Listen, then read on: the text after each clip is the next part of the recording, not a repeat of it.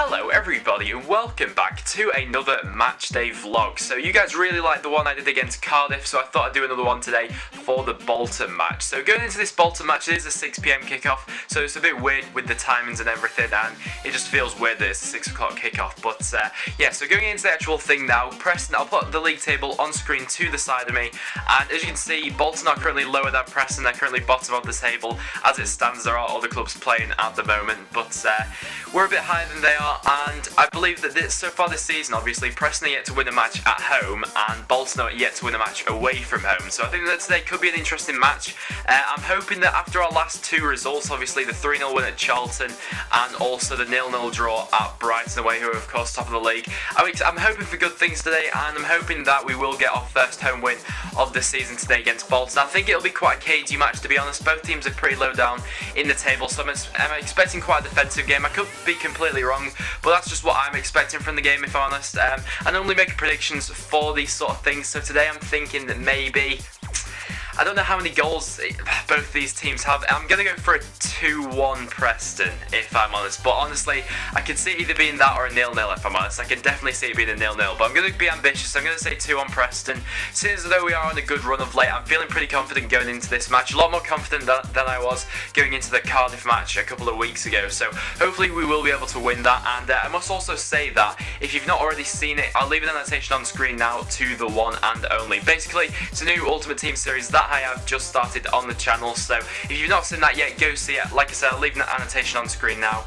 But yeah, we'll go to Deepdale now, guys, and hopefully we will be able to get a win. I also must say that in this video I will be doing a match review after the vlog, so I'll leave an annotation on screen now when the match review starts. So if you're not interested in the vlog and you just want to see the review, then you can skip to that, or vice versa, whatever floats your boat. But yeah, like I said, guys, we will go to Deepdale now. If you like seeing these vlogs, make sure you do leave a like, and we will go to Deepdale now.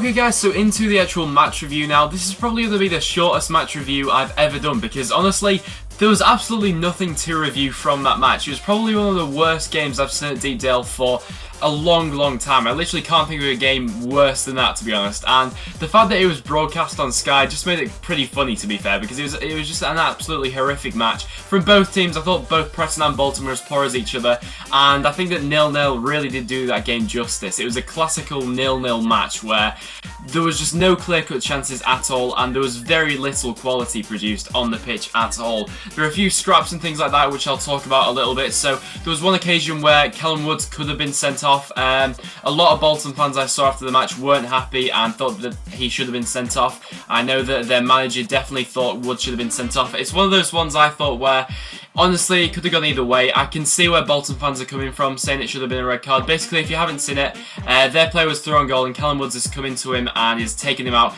To be fair, he did get a tiny touch on the ball, and there was the argument that Bailey Wright was getting back into position and he wasn't running directly at goal. There was that argument, but I can see why some people thought it should have been a red card. But honestly, I don't think it would have had too much of an influence on the match because both teams going forward were incredibly poor.